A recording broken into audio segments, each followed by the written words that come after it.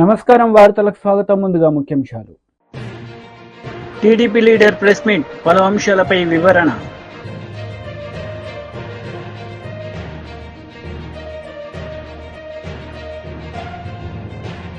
BJP MLA Ramana Reddy press meet, పలు అంశాలపై వివరణ. వైసీపీ లీడర్ మీడియా సమావేశం నిర్వహించారు. ఈ సందర్భంగా పలు అంశాలపై ఆయన మాట్లాడారు. అంతా గొప్పగా పనిచేసిన సందర్భం. మరి ఈ చంద్రబాబు నాయుడు గారు వచ్చిన తర్వాత వాలంటీర్లకి 10,000 రూపాయలు మరి వాళ్ళకి స్టైఫండ్ కానీ లేకపోతే ఇస్తానని చెప్పి మరి వాళ్ళని ఏ రకంగా తీసేసిన సందర్భాలు, వాలంటీర్ సిస్టమ్నే మొత్తం నిర్మూలన చేసిన సందర్భం. రాష్ట్ర వ్యాప్తంగా 4 లక్షల మంది పిల్లలు వాలంటీర్ పిల్లల్ని తీసేసిన సందర్భం. మరి ఇది ఎక్కడికి వెళ్ళిపోతా ఉన్నాము? మరి ఇదే చంద్రబాబు నాయుడు గారు నిరుద్యోగ భృతి 3,000 ఇస్తా అన్నాడు. మరి వాలంటీర్స్ కూడా పాపం చాలామందికి ఉద్యోగ ఉపాధి లేకపోవడం వలన కదా మరి వాలంటీర్స్ కింద వస్తూ ఉన్నారు. మరి నిజంగా ఆ రకంగా ఆలోచన చేసిన ఈ వాలంటీర్ సిస్టమ్ని కంటిన్యూ చేయాలి కదా. మరి ఈయనే మాటలు ఇచ్చాడు, ఇదే చంద్రబాబు నాయుడు గారు మరి మాటలు ఇచ్చి వాగ్దానాలు చేసి మరి ఏ రకంగా వాలంటీర్ సిస్టమ్ని పూర్తిగా నిర్వీర్యం చేసిన సందర్భం. మరి ఇది మోసం కాదా అని అడుగుతా ఉన్నా. ఇదే చంద్రబాబు నాయుడు గారు అసెంబ్లీ వేదికగా ఆయన చెప్పిన మాటలు ఏమని చెప్తా ఉన్నాడు? భయం వేస్తూ ఉందంట. మేము సూపర్ 6 అనే హామీలు ఇచ్చాము, అది చూస్తుంటే భయం వేస్తూ ఉంది, ముందుకు వెళ్ళలేని పరిస్థితులు, ప్రజలు ఆలోచన చేయాలంటున్నాడు. అంటే దానికి అర్థం ఏంటి? నీ సూపర్ 6 హామీలన్నీ ఎత్తేస్తావనే కదా. దానికి అర్థం ఏంటి? ప్రజలు ఆలోచన చేయాలి. ఇంకా నయం అర్థం చేసుకోండి, ఇంక నేను ఇవ్వలేనని డైరెక్ట్గా చెప్పేలే. అదే నాదెండ్ల మనోహర్ గారు మంత్రివర్యులు, ఆయన క్వశ్చన్ అవర్లో డైరెక్ట్గా చెప్పాడు 3 సిలిండర్లు ఇవ్వలేము అని. మరి ఇదే మంత్రి లోకేష్ గారు ఆయన ఏం చెప్తా ఉన్నాడు? అందరినీ కూర్చోబెట్టి మాట్లాడి ఎంతమంది పిల్లలు ఉన్నారో ఐడెంటిఫై చేసుకుని, అసలు ఏంది ఐడెంటిఫై చేసేది? కలెక్టర్లకి సచివాలయాల వారీగా ఏ సచివాలయంలో ఎంతెంతమంది తల్లులు ఉన్నారు, ఎంతెంతమంది పిల్లలు స్కూల్స్కి వెళ్తున్నారు అనేది ఎంతసేపు ఆ డేటా తీసుకోవడము. మరి దానికి కూడా మంగళం చెప్పిన పరిస్థితులు. మరి ఇదే ఎలక్షన్ క్యాంపెయినింగ్లో మరి ఏ రకంగా మాటలు చెప్పారు? 15,000 15,000 15,000 18,000 18,000 18,000 అని ఈ రకమైన మాటలు మాట్లాడి, ఇంకొక ఎవరో పాపం చిన్న పాప ఎవరో వస్తే మంచి హుషారుగా ఉంది, ఈ అమ్మాయికి కూడా 15,000. అసలు ఏం జరుగుతుంది? అసలు మీకన్నా అసలు డ్రామాలు ఆడేవాళ్ళు నయం. అంత గొప్పగా ప్రజల్ని వంచి డ్రామాలు ఆడారు. మేము అప్పటికి బేసిక్గా చెప్తాను ఉన్నాం, మరి ప్రజలు ఏ రకంగా ఆలోచన చేసి చంద్రబాబు నాయుడు గారు మాయలో పడ్డారో అర్థం కావటంలే. మరి రైతు భరోసాకి మంగళం పలికారా? అమ్మఒడి మొత్తం అందరి పిల్లలకి ఇచ్చేస్తా ఉన్నారు, మరి దానికి స్వస్తి చెప్పారు. మరి అదే రకంగా 1,500 రూపాయలు 18 సంవత్సరాలు దాటిన ప్రతి మహిళకి డబ్బులు ఇస్తూ ఉన్నారు. నెల 1,500. ఎక్కడికి వెళ్ళిపోయినాయి ఆ డబ్బు? ఎప్పుడు ఇస్తారు? దానికంటే ఒక నిర్దిష్టంగా చెప్పాలి కదా. మాకు ఇప్పుడు మేము సంపద సృష్టించిన తర్వాత 5 సంవత్సరాలు పోయేకి ఇస్తామని చెప్పాలా? లేకపోతే ఏదో ఒకటి చెప్పాలి కదా. ఎప్పుడు చెప్తారు? ఎప్పుడు ఇస్తారు? మరి రాష్ట్ర వ్యాప్తంగా ఉన్న మహిళలందరూ కూడా ఎదురు చూస్తూ ఉన్నారు. ఇది కాకుండా రైతు భరోసా 20,000 ఇస్తానని చెప్పారు. ఏది 20,000 ఎక్కడుంది? ఈ పాటికి జగనన్న ఉంటే. టీడీపీ లీడర్ మీడియా సమావేశం నిర్వహించారు. ఈ సందర్భంగా పలు అంశాలపై ఆయన మాట్లాడారు. 45 crores ఖర్చు పెట్టి ఈ బిల్డింగ్ కట్టారు. అదేవిధంగా ఇక్కడ ముందుంటే ఈ ముందున్న బిల్డింగ్ కూడా ఇప్పుడు చూస్తే దీనంతా కూడా పగలగొట్టి కొత్త బిల్డింగ్ కట్టబోతా ఉన్నారు. నాట్కో నన్నపనేని గారికి వీళ్ళందరికీ కూడా చాలా హృదయపూర్వక కృతజ్ఞతలు. ఇది చూసే వాళ్ళందరికీ మేము ఎందుకు ఇది పెట్టాము ఇక్కడంటే, మిగిలిన వాళ్ళు కూడా సమాజ సేవలోకి రండి, దీంట్లో కరప్షన్ లేకుండా మీరు ఇచ్చే 100 రూపాయలు రూపాయలుగా పేదవాళ్ళకు అందే విధంగా చేసే బాధ్యత ఇక్కడ ఉన్నటువంటి ప్రజాప్రతినిధులు అందరం కూడా తీసుకుంటాం. కాబట్టి మీరు ధైర్యంగా ముందుకు వచ్చి సమాజ సేవలో పాల్గొనాలని కోరుకుంటా ఉన్నాను. అదేవిధంగా సత్యకుమార్ గారికి వారికి ఫుల్ అవగాహన ఉంది రాష్ట్రంలో ఉన్నటువంటి హాస్పిటల్స్ ఏమేం చేయాలనేది. ఈ హాస్పిటల్కి కూడా లాంగ్ టర్మ్గా అంటే మనం అవసరమైనప్పుడల్లా బిల్డింగ్ కడతా ఉన్నాం, ఇలా కాకుండా ఒక కాంప్రహెన్సివ్గా అసలు ఈ హాస్పిటల్ 5-10 ఏళ్లలో ఎలా ఉండాలనే విధంగా ఒక కాంప్రహెన్సివ్ ప్లాన్ తీసుకోవటం, పార్కింగ్ కానీ ఎమర్జెన్సీ బ్లాక్ కానీ లేకపోతే ఇంకేమైనా సర్వీసులు కావాలి ఇవన్నీ చూసి చేయమని, అదేవిధంగా ఇంకా కొన్ని మాకు తెలిసిన ఇన్పుట్స్ మేము ఇచ్చా. సత్యకుమార్ గారు దానికి సానుకూలంగా స్పందించారు. అదేవిధంగా ఇక్కడ జిమ్ఖానా వారు 80 నుంచి 86 కోట్ల రూపాయలతోటి మెటర్నిటీ అండ్ చైల్డ్ పెద్ద బిల్డింగ్ 7 floors కడతా ఉన్నారు. దానికి కూడా ఎక్విప్మెంట్ ఇవన్నీ కావాల్సిన అవసరం ఉంది. కృష్ణబాబు గారిని అడిగా ఎక్విప్మెంట్ అది. ఇవి కాకుండా మిగిలిన సిఎస్ఆర్ యాక్టివిటీస్ కూడా అన్ని టేకప్ చేసి సాధ్యమైనంత తొందరగా పేద ప్రజలకు న్యాయం జరిగే విధంగా చూస్తాం. Thank you. చెప్పండి. మీరు గతంలో చెప్పారు రాష్ట్రంలో భూమి బీర్లు ఉన్నాయి, ప్రభుత్వం మాత్రం చాలా మంది ఆరోగ్యం క్షీణిస్తుంది, వాటన్నిటిని ప్రక్షాళన చేస్తారన్నారు. గత వయసులో కానీ ఆ ప్రభుత్వానికి సంబంధించిన బాధలు ఇచ్చారు, వాటన్నిటి ప్రక్షాళన చేసే దిశగా పెట్టే అవకాశం ఉందా ప్రభుత్వ అధికారులు? ఖచ్చితంగా నూతన ఎక్సైజ్ పాలసీ రాష్ట్రంలో రాబోతోంది. అదేవిధంగా శాండ్ పాలసీ రకంగా రాబోతుంది, నూతన ఎక్సైజ్ పాలసీ కూడా రాబోతోంది. ఇప్పుడు కూడా చూస్తున్నాం, ఇప్పుడు కూడా నేను వస్తూ చూశాను డీ అడిక్షన్ సెంటర్ ఇక్కడ కూడా ఉంది. రాష్ట్రంలో 25 డీ అడిక్షన్ సెంటర్లు ఆరోగ్య శాఖ నడుపుతా ఉంది. ఎందుకని పెద్ద సంఖ్యలో నడపాల్సిన అవసరం వచ్చిందంటే గత 5 సంవత్సరాలు ఆ నాణ్యత లేని మద్యం తాగడం ఒక కారణమైతే, రెండోది విచ్చలవిడిగా రాష్ట్రంలో అందుబాటులో ఉంటున్న గంజాయి. అంటే గత పాలికలు వీటిని నియంత్రించలేని పరిస్థితుల్లో చిన్న పిల్లలు 7 సంవత్సరాల పిల్లల దగ్గర నుంచి చూస్తున్నాం మనం. ఇదే జిల్లాలో ఏం జరిగాయో కూడా మనం పక్కన పల్నాడు జిల్లాలో ఏం జరిగిన సంఘటన రాష్ట్ర వ్యాప్తంగా ఎటువంటి సంచలనం జరిగిందో తెలుసు. దానికి కారణం ఏంటో కూడా మనకు తెలుసు. అయితే అన్నిటి మీద నియంత్రించే ప్రయత్నం చేస్తున్నాం. దానికోసమే గౌరవ ముఖ్యమంత్రి వారు కేబినెట్ సబ్ కమిటీని కూడా వేయడం జరిగింది నార్కోటిక్స్ కంట్రోల్ కోసం. ఆ దిశగా కూడా ప్రయత్నాలు జరుగుతున్నాయి. వెంటనే ఒక ఐజీ స్థాయి అధికారిని కూడా నియమించడం జరిగింది. తర్వాత వెంటనే వాటి మీద ఒక ప్రణాళికాబద్ధంగా ముందుకెళ్లి రాష్ట్రంలో నాణ్యత లేని మద్యాన్ని, అదేవిధంగా గాంజాని, నార్కోటిక్స్ కూడా నియంత్రించే ప్రయత్నం ఖచ్చితంగా జరుగుతుంది. ఆంధ్రప్రదేశ్లో ఉన్న గవర్నమెంట్ జనరల్ హాస్పిటల్లో గుంటూరు ఆసుపత్రి ప్రథమ స్థానంలో ఉంది. ఇక్కడ శాంక్షన్డ్ బెడ్లు 1270 ఉంటే ప్రతిరోజు ఇన్పేషెంట్లు 15 నుంచి 1600 దాకా వస్తున్నారు. ఫంక్షనల్ బెడ్లు కూడా దానికి అనుగుణంగా ఉన్నాయి. అయితే ఇక్కడ ప్రత్యేకంగా చెప్పుకోవాల్సిన విషయం ఏంటంటే, నాట్కో ఫార్మా కంపెనీ వారు ఈ ఆసుపత్రిలో క్యాన్సర్ హెల్త్ కేర్ కోసం భవనాన్ని నిర్మించి ఇవ్వడం జరిగింది.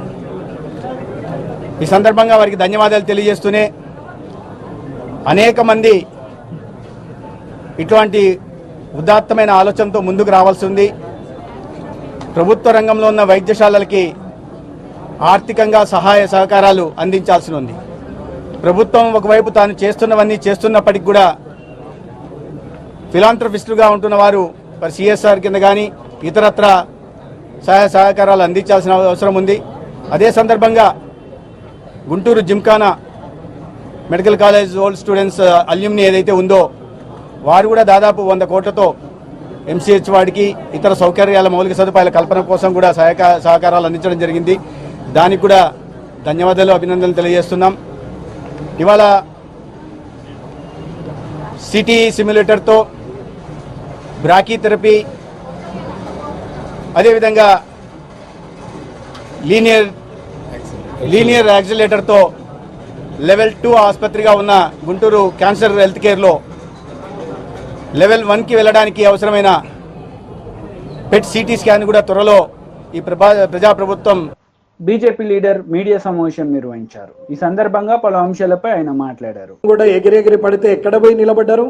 వారి జీవితంలో కూడా అనుకోకుండా గాంధీ మహాత్మ ఉందట ధర్నా చేస్తామని కానీ, అసెంబ్లీ బయట కూర్చుంటామని కానీ, ధర్నా చౌక్ దగ్గరికి పోయి నిలబడతామని కానీ, ఏ ధర్నా చౌక్ అయితే ఎత్తేసారో ఆ ధర్నా చౌక్ మీద నిలబడతామని వారు కలలో కూడా ఊహించకుండొచ్చు. వారు పోయి అక్కడ నిలబడ్డారు. ఆ పూర్తి తెలంగాణ సాధించినామని చెప్పుకున్నటువంటి కేసీఆరే ఇవాళ ముఖం చాటేసే పరిస్థితి వస్తే, ఇవాళ మా సోనియమ్మ ఇచ్చింది తెలంగాణ అని చెప్పి ఎగిరెగిరి పడుతున్న మీరు అప్పుల తెలంగాణను అబద్ధమన్నా కావాలా? లేదు ఇది అప్పుల తెలంగాణనే అంటే మీరు 1,50,000 కోట్లతోని అభివృద్ధి చేస్తామని ఏ మాట అయితే చెప్తారో అది అబద్ధమన్నా కావాలా? ఏది నిజం, ఏది అబద్ధం? అప్పుల తెలంగాణ నిజమా? 1,50,000 కోట్ల అభివృద్ధి అబద్ధమా? లేదా అప్పుల తెలంగాణ అబద్ధమా? అయితే 1,50,000 కోట్ల ధనిక రాష్ట్రంగా ఉన్నటువంటి దాంట్లో నిలువ సొమ్ము ఉన్నట్టు లెక్క, జమ సొమ్ము ఉన్నట్టు లెక్కన. ఇది బట్టి గారు, శ్రీధర్ బాబు గారు, ముఖ్యంగా ముఖ్యమంత్రి గారు చెప్పాల్సిన అవసరం ఉన్నది. నిన్న మాట్లాడతాడు నిజాం ప్రభువు నిజాం కాలేజ్ కట్టించిండు, మూసీనేది చేసిండు, అట్లాగే హుస్సేన్ సాగర్ కట్టిరు, ఇవాళ ఆయన చేసుట్లనే పత్తర్ఘాట్ ఉన్నది, ఆయనే చేస్తుండలా కబూతర్ ఖానా ఉన్నది, ఆయన చేసుట్లనే ఉస్మానియా హాస్పిటల్ ఉన్నది అని చెప్పి మాట్లాడుతున్నాడు. మరి బట్టలు ఉడిపించి బతుకమ్మ ఆడిపించిన నిజాం నవాబు జ్ఞాపకం రాలేదా? ఈ తెలంగాణ, ఈ నిజాం స్టేట్లో ఉన్న ప్రతి ఒక్కరిని పన్ను వసూలు చేసి, రక్తం పిండి, పాలు పిండి, ఆడవాళ్లను మానభంగం చేసి పన్నులు వసూలు చేసిన నిజాం ప్రభు జ్ఞాపకం రాలేదా రేవంత్ రెడ్డి గారు? ఏం మాట్లాడతారు? ఎదురుగా అక్బరుద్దీన్ గారు ఉంటే మీకేమన్నా గజగజ అన్నదా? అక్బరుద్దీన్ గారిని చూస్తే ఏమన్నా చేవ చచ్చిపోయారా? అదా మీ పొగుడతా? అక్బరుద్దీన్ గారికి మీరు చెప్తూ పోతున్నారా? ఇంకా నిజాం ప్రభు పెట్టిన భిక్షనే మన బతుకు అన్నట్టు మాట్లాడుతున్నావు. మన రక్తమాంసాలను పిండి, ఆడవాళ్ళ చనుబాలు పిండి, ఆడవాళ్లను మనభంగం చేసి మన నిజాం స్టేట్లో ఉన్న ప్రజల రక్త మాంసాలతోని పిండి వసూలు చేసి వల్ల హైదరాబాద్ నగరము ఆయన షోకుల కోసం తయారు చేసుకుంటే అదేదో ప్రజల కోసం తయారు చేసినట్టు మాట్లాడుతున్నావు రేవంత్ రెడ్డి గారు. దీనికి ఏమన్నా న్యాయం అనిపిస్తుందా? ఏమన్నా అర్థం ఉందా? తెలంగాణ విమోచన దినోత్సవం సెప్టెంబర్ 17 రోజు చేయాలని చెప్పి ప్రజలందరూ కోరుతా ఉంటే పురాణా నిజాం పోయిండు, నిజాంకు జాగీర్దార్ తిరిగి వచ్చిన కేసీఆర్ పోయిండు, ఇప్పుడు మళ్ళా నయా నిజాం వచ్చినట్టు మాట్లాడుతూ ఉన్నాం. ఇది ఎంతవరకు కరెక్టు రేవంత్ రెడ్డి గారు? ప్రజల ముందొచ్చి మాట్లాడు, ఒకసారి చెప్పి చూడు. అక్బరుద్దీన్ గారి సహకారం తీసుకుంటే దానం నాగేందర్ గారు గెలుస్తారని చెప్పి భూతు పురాణం మాట్లాడిన దానం నాగేందర్ గారు అక్బరుద్దీన్ వచ్చి క్షమాపణ చెప్పాలంటే చెప్పినావు. అది దానం నాగేందర్ గారి గెలుపోవటంలకు సంబంధించిన విషయం కాబట్టి ఆయన ఒప్పుకోవచ్చు. కానీ అసలు తప్పు మాట్లాడితే శిక్ష వేయాలా, సస్పెండ్ చేయాలని మాట్లాడిన ముఖ్యమంత్రి కళ్ళ ముందట భూతు పురాణం ఓపెన్ అయితే కూడా ఒక్క మాట మాట్లాడకుండా మూతి మీద చేసుకొని కూర్చున్నాడు. శ్రీధర్ బాబు గారు జారగిల్లబడి చూస్తున్నారు. బట్టి గారు అట్లాగే మౌనం వహించారు. పొంగులేటి శ్రీనివాసరెడ్డి గారు అట్లాగే కూర్చున్నారు. సీతక్క గారు ఒక్క మాట మాట్లాడలేరు. పొన్నం ప్రభాకర్ గారు నవ్వుతుంటారు. ఎదుటి ఆఫ్ ద రికార్డులో కూడా మాట్లాడినటువంటి ఎదురుగా ఉన్న ఎమ్మెల్యేలకు కూడా కనీసం ఏం మాట్లాడుతున్నాము, ఎలా మాట్లాడుతున్నాము, సభా సంప్రదాయాలు ఏంది అనేది కూడా తెలియని పరిస్థితుల్లో తెలిసిన వ్యక్తులు తెలియని వ్యక్తులను ఉసిగొలుపుతూ అసందర్భంగా అన్పార్లమెంటరీ వర్డ్స్ మాట్లాడుతూ ఉంటే ఈయన మైకులు అన్న మాట వాళ్ళు మైకు లేకుండా అన్నారు. వాళ్ళను తీసి సస్పెండ్ చేసి టర్మినేట్ చేస్తే ఎలక్షన్ లేకుండా 5 సంవత్సరాల దాకా మొత్తానికి ఎలక్షన్లో పోటీ చేయకుండా చేస్తే బుద్ధి వస్తుంది. అప్పుడు నోరుంది కదా, ఒళ్ళుంది కదా, ధనబలం ఉంది కదా, అధికార బలం ఉంది కదా, నేనేదో రాజును అనుకుంటున్నారు. రాజ్యానికి గెలిచిన నియోజకవర్గానికి కానీ మేము సేవకులం, పనోళ్ళము, ప్రజల పక్షాన మాట్లాడాలనే ఆలోచనే లేదు. 95 గంటలల్లో కనీసం గంట సేపు కూడా ప్రజా సమస్యల మీద మాట్లాడలే. ఎంతసేపు భూతు పురాణము, 70 గంటలు భూతు పురాణము. బీఆర్ఎస్ లీడర్ మీడియా సమావేశం నిర్వహించారు. ఈ సందర్భంగా పలు అంశాలపై ఆయన మాట్లాడారు.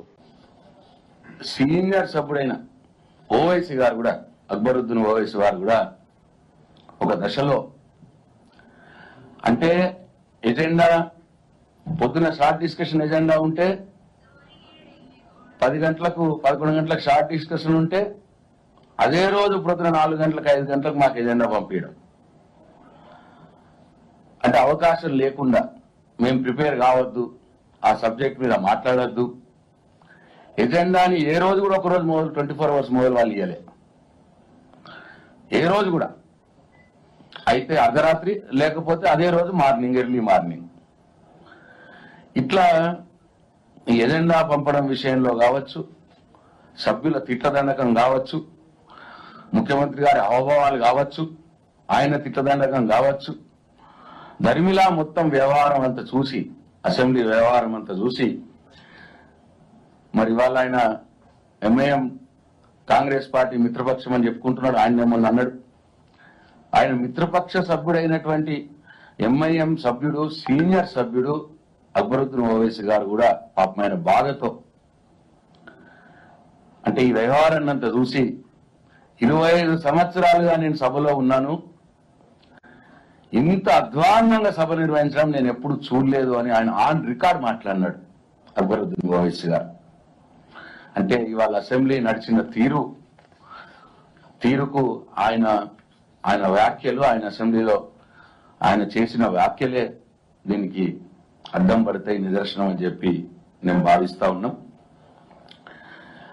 రేవంత్ రెడ్డి గారు జనరల్ గా ముఖ్యమంత్రి గారు అంటే ఏంటి, సభకు సభానాయకుడిగా పరిగణించాలి. ఆయన సభానాయకుడు కాకుండా ఒక అటవిక రాజ్యానికి రాజు ఎట్లయితే అటవికంగా ప్రవర్తిస్తాడో అట్లా ప్రవర్తించినాడు.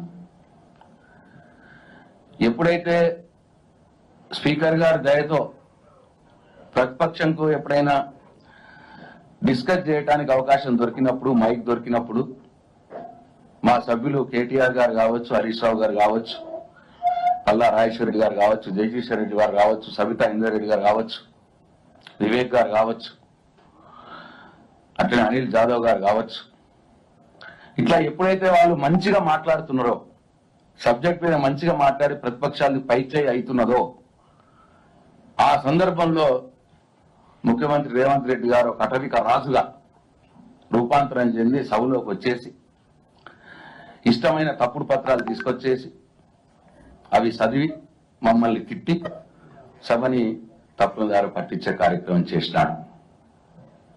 మా ఏ చర్చ కూడా ముగించలే మేము.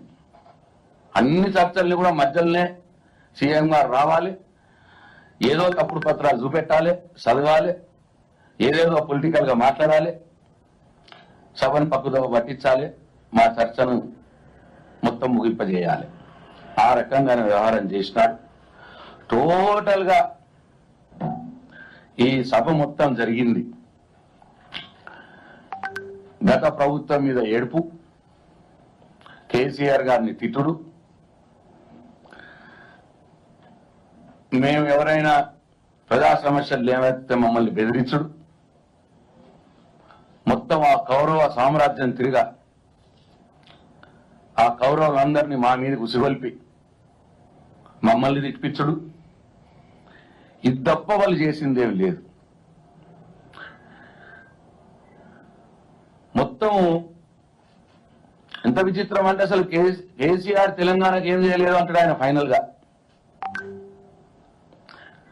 కన్నుండి చూడలేని కబోది ముఖ్యమంత్రి రేవంత్ రెడ్డి గారు. ఏమీ చేయలేదన్న మాట అంటే కేసీఆర్ ఆనవాళ్లు చెరిపేసే ఒక కుట్రలో భాగం. వైసీపీ లీడర్ మీడియా సమావేశం నిర్వహించారు. ఈ సందర్భంగా పలు అంశాలపై ఆయన మాట్లాడారు. మా పెన్షనర్స్ అంతా అడుగుతూ ఉన్నారు, ఏంటంటే మనకి ఈ అయ్యారు ఇస్తానన్నాడు కదా ఆయన వచ్చిన వెంటనే, మరి ఆ ప్రభుత్వం అప్పుడు ఇచ్చింది కదా ఇప్పుడు ఇవ్వట్లేదు అని చెప్పేసి కూడా అడుగుతా ఉన్నారు. దాన్ని తక్షణమే మరి ఆ యొక్క మధ్యంతర భృతిని ఉద్యోగస్తులకి, పెన్షనర్స్కి మరి ఇవ్వాలి అని చెప్పేసి కూడా నేను ఈ సందర్భంగా మరి ముఖ్యమంత్రి గారిని కూడా కోరుతున్నా. మరి అదేవిధంగా మరి ఈ యొక్క ఐఆర్తో పాటు రాష్ట్రంలో పనిచేస్తున్నటువంటి ఉద్యోగస్తులైతేనేంటి, పెన్షనర్స్కి రావాల్సినటువంటి బకాయిలు చాలా ఉన్నాయి. మరి అవి మేము ప్రభుత్వం వచ్చిన తర్వాతనే అవన్నీ కూడా మీకు ఇమ్మీడియట్గా మేము ఇస్తాము అని చెప్పేసి కూడా చెప్పడం జరిగింది. దాంట్లో మెయిన్గా ఉద్యోగస్తులకు రావాల్సినటువంటి జీపీఎఫ్ అయితేనేంటి, ఏపీజీఎల్ అయితేనేంటి, ఎన్కాష్మెంట్ ఆఫ్ అర్న్డ్ లీవ్ అయితేనేంటి, పిఆర్సీ లాస్ట్ పిఆర్సీ అరియర్స్ అయితేనేంటి, మెడికల్ రియంబర్స్మెంట్ అయితేనేంటి, ఇవన్నీ కూడా ఉద్యోగస్తులకు రావాలి. రిటైర్ అయినటువంటి పెన్షనర్స్ కూడా మరి పెన్షనరీ బెనిఫిట్స్ కూడా మరి వాళ్ళకి రావాల్సినటువంటి అవసరం ఉంది. ఇవన్నీ కూడా మా ప్రభుత్వం వస్తే ఇస్తాము అని, ఇమీడియట్గా ఇస్తామని చెప్పారు. అవి కూడా ఇంతవరకు ఉద్యోగస్తులు ఎదురు చూస్తూ ఉన్నారు. అవి కూడా ఇమ్మీడియట్గా ఇవ్వాలి అని చెప్పేసి కూడా నేను ఈ సందర్భంగా కోరుతూ ఉన్నాను. ఇవన్నీ కూడా మేనిఫెస్టోలో చెప్పారు. మేనిఫెస్టోలో చెప్పారు కాబట్టి ఉద్యోగస్తులు అయితేనేంటి, పెన్షనర్స్ కూడా ఎదురు చూపులు చూస్తూ ఉన్నారు అని చెప్పేసి కూడా నేను ఈ సందర్భంగా తెలియజేస్తా ఉన్నా. అదేవిధంగా మరి ఈ వాలంటీర్ వ్యవస్థ, మేము వస్తే వాలంటీర్స్కి 5,000 నుంచి 10,000కు చేస్తాం అని చెప్పి ప్రకటించడం, మరి ఈనాడు ఆ యొక్క వాలంటరీ వ్యవస్థ అనేది ఒక అగమ్య గోచరంగా ఉన్నది అని చెప్పేసి కూడా నేను ఈ సందర్భంగా తెలియజేస్తా ఉన్నా. మరి దాదాపుగా వాళ్ళు 2,50,000 మంది దాకా ఉన్నటువంటి వాళ్ళు మరి రోడ్డున పడేటువంటి పరిస్థితి ఏర్పడుతూ ఉంది. వాళ్ళకు జీతాలు పెంచకపోగా ఉన్నటువంటి 5,000 కూడా ఇంతవరకు ఈ జూలై మాసం కానీ, అంటే జూన్ మాసానికి ఇచ్చేటువంటి ఆ శాలరీ ఏదైతే ఉందో జూలై 1వ తారీఖున కానీ ఆగస్టు 1వ తారీఖున కానీ 2 నెలలు కూడా వాళ్ళకి పే చేయలేదు. అంటే ఆ వ్యవస్థ ఉన్నదా లేదా అనేది కూడా ఒక అపనమ్మకంగా ఉంది, అసలు కన్ఫ్యూజన్గా ఉంది. కొంతమంది ఏమో కొనసాగుతుందని చెప్తారు, కొంతమంది ఏమో లేదని చెప్తారు. ఆ ఎక్స్టెన్షన్ కూడా వాళ్ళకి 1 year ఎక్స్టెన్షన్ ఇస్తారు జనరలీ. ఆ ఎక్స్టెన్షన్ కూడా జూలై మాసాంతానికి అయిపోయింది. అంటే జూలై 1వ తారీఖు, ఆగస్టు 1వ తారీఖు నుంచి దాన్ని రెన్యువల్ చేయాల్సినటువంటి అవసరం కూడా మరి ఆ ప్రభుత్వం మీద ఉన్నది అని చెప్పేసి కూడా నేను ఈ సందర్భంగా తెలియజేస్తా ఉన్నాను. అదేవిధంగా మరి ఈ మేనిఫెస్టోలో చెప్పినటువంటి విధంగా దాదాపు రాష్ట్రంలో ఉన్నటువంటి 3,80,000 మంది పెన్షనర్స్ ఉన్నారు. వాళ్ళందరికీ ఒక పెన్షనర్స్ కోసం ఒక కార్పొరేషన్ను మేము వచ్చిన తర్వాత ఏర్పాటు చేస్తామని చెప్పేసి మేనిఫెస్టోలో చెప్పారు. మరి దానికి కూడా మరి శ్రీకారం చుట్టి రిటైర్ అయినటువంటి ఉద్యోగస్తులకి వాళ్ళకున్నటువంటి ఇబ్బందులు ఏవైనా కూడా త్వరితగతిన సాల్వ్ చేసుకునేదానికి అవసరం ఉండేటువంటి ఆ యొక్క కార్పొరేషన్ కూడా మీరు చెప్పినటువంటి విధంగా దాన్ని మరి నెలకొల్పాలి అని చెప్పేసి కూడా నేను ఈ సందర్భంగా కోరుకుంటూ ఉన్నాను. అదేవిధంగా మరి రాష్ట్రంలో పనిచేస్తున్నటువంటి ఉద్యోగస్తుల్లో దాదాపు కొత్తగా అపాయింట్ అయినటువంటి ఈ యొక్క గ్రామ సచివాలయంలో పనిచేస్తున్నటువంటి 1,20,000 ఉద్యోగస్తులతో పాటు అంతకుముందు ఎక్కువ మంది టీచర్స్ కానీ కొంత పోలీసులో ఉన్నటువంటి వాళ్ళు కూడా ఒక 2.5 lakh 3 lakh ఎంప్లాయీస్ దాకా ఈ సిపిఎస్ కిందకి వస్తారు. వాళ్ళంతా కూడా ఇంతకు ముందు ఉన్నటువంటి ప్రభుత్వంలో కూడా దీని మీద డిస్కషన్స్ జరిగాయి. మరి సిపిఎస్ను రద్దు చేయమని చెప్పి ఆ ఉద్యోగ వర్గాలన్నీ కూడా అడుగుతూ ఉన్నాయి, ఉద్యోగ సంఘాలు కూడా అడిగాయి. అయితే ఆనాడు ఉన్నటువంటి ప్రభుత్వం సిపిఎస్ను రద్దు చేయలేము, ఒక జిపిఎస్ విధానాన్ని తీసుకొస్తాము అని చెప్పి ఉద్యోగ సంఘ నాయకులతో దప్పదప్పాలుగా జరిగినటువంటి జాయింట్ స్టాఫ్ కౌన్సిల్ మీటింగ్స్లో కూడా తెలియజేసి మరి రిటైర్ అయ్యే నాటికి వచ్చేటువంటి ఆ యొక్క శాలరీలో ఒక సగభాగం ఇస్తూ దాని మీద డిఆర్ కూడా డిఎన్ఎస్ అలవెన్స్ కూడా ఆ యొక్క రిటైర్ అయినటువంటి సిపిఎస్ ఉద్యోగస్తులకి వచ్చేదానికి అవకాశం ఉంటుంది. కాబట్టి వార్తలు ముగించే ముందు ముఖ్యాంశాలు మరోసారి. టీడీపీ లీడర్ ప్రెస్ మీట్, పలు అంశాలపై వివరణ.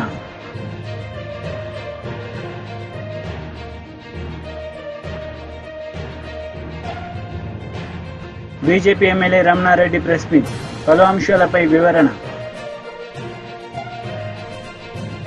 ఈ వార్తలు ఇంతటితో సమాప్తం. తిరిగి ప్రసారమయ్యే వార్తల్లో మళ్ళీ కలుద్దాం. అంతవరకు సెలవు. నమస్తే.